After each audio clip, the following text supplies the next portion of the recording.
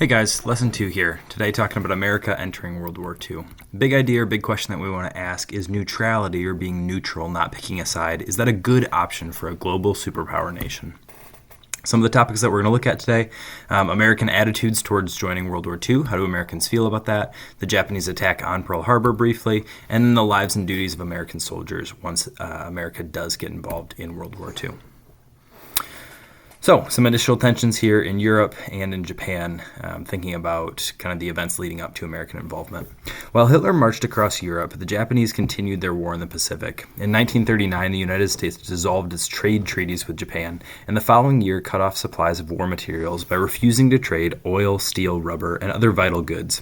America hoped that economic pressure, or not trading, would shut down the Japanese war machine. Instead, Japan's resource-starved economy launched invasions across the Pacific to gain more resources for its war effort. The Japanese called for Asia for the Asians and made war against European imperialist nations, the British in Malaya and Singapore, the Dutch in Indonesia, the French in Vietnam and Laos. Diplomatic relations with Japan and the United States collapsed.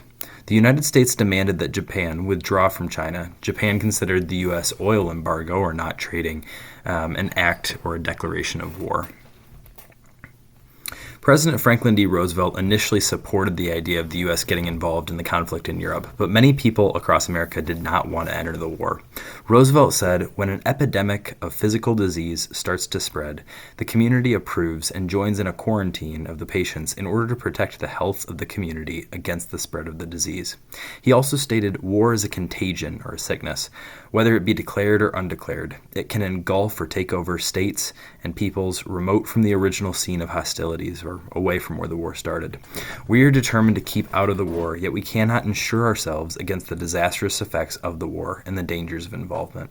However, even though Roosevelt believed that the U.S. might be in danger by staying out of the war instead of getting involved, the American people were not ready to participate. Many Americans remembered how World War I ended poorly and did not bring democracy to every nation, and they feared that entering another war would lead to more American deaths without a lot of benefit.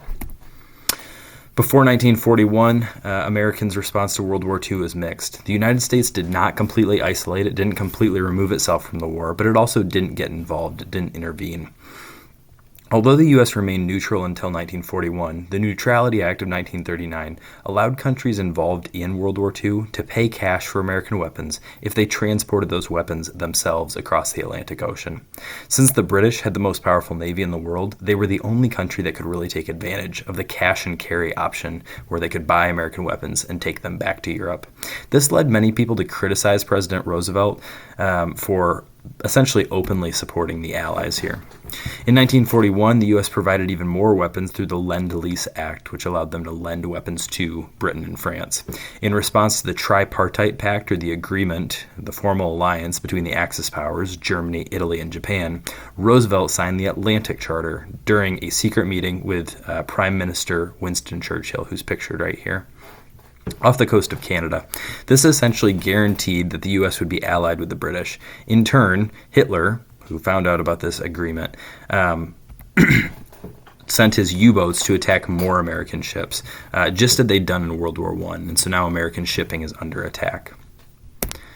Charles Lindbergh, a longtime hero of the American public, was an open advocate of isolationism, or of staying out of the war. There were isolationists within America at this time.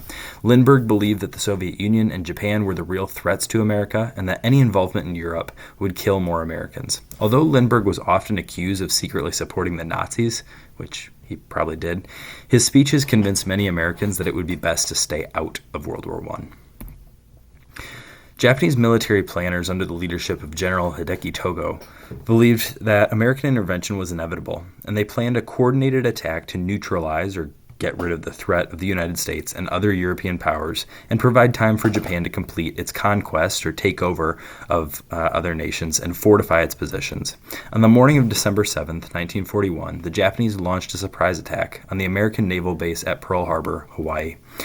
Japanese military planners hoped to destroy enough battleships and aircraft carriers to cripple American naval power for years. In the end, 8 battleships were damaged, 3 destroyers were left unusable, and over 250 aircraft were destroyed or damaged.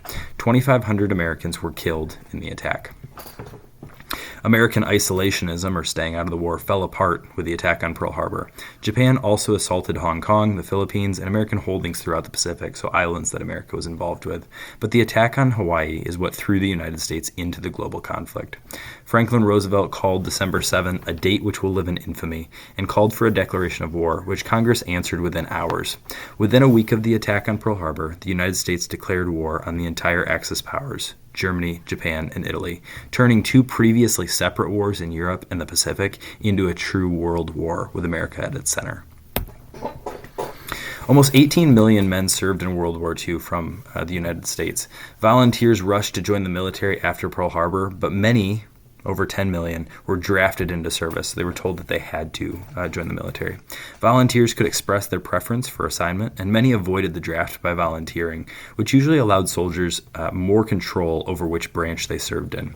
Regardless, recruits judged 1A, fit for service, were moved into basic training, where soldiers were developed physically and trained to use basic weapons and military equipment. Soldiers were indoctrinated, or taught, the chain of command and introduced to military life. After basic training, soldiers moved on to more specialized training. For example, combat soldiers received additional weapons and tactical training, and radio operators learned transmission codes and how to operate field radios. Afterward, an individual's experience varied depending on which branch he entered and which theater, whether he fought in Europe or fought in the Pacific, he was assigned to.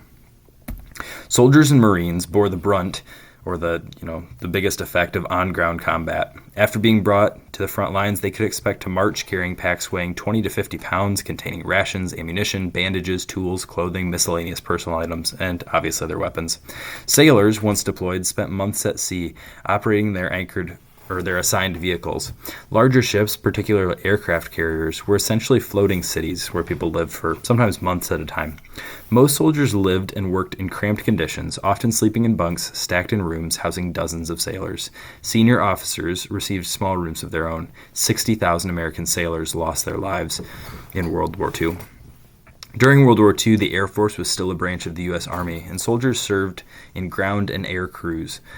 World War II saw the use of massive bombing campaigns against cities and industrial production, so bombing to try to get rid of factories.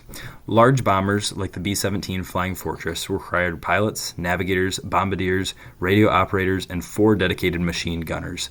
Airmen on bombing raids left from bases in England or Italy or from Pacific Islands and endured hours of flight before approaching enemy territory. At high altitudes and without pressurized cabins, crews used oxygen tanks to breathe, and onboard temperatures plummeted, sometimes being in the negatives. Once in enemy airspace, crews were faced by enemy fighters and anti-aircraft missiles from the ground. While fighter pilots flew together, the Air Corps suffered heavy casualties. Tens of thousands of airmen lost their lives. On the ground, conditions varied. Soldiers in Europe enduring freezing winters, difficult French battlefields, and had to climb over Italian mountain ranges and dense forests.